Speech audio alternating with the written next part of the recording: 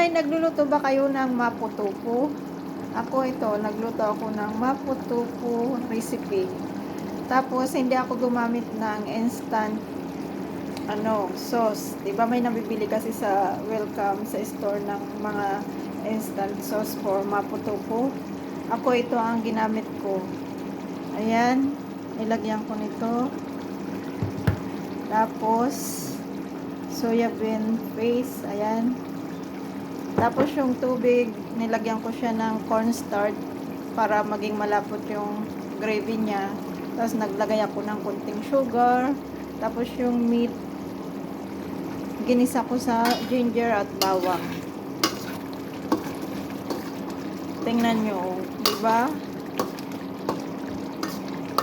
Ganito lang. Ayan, luto na yan. Tapos lagyan natin ng spring onion.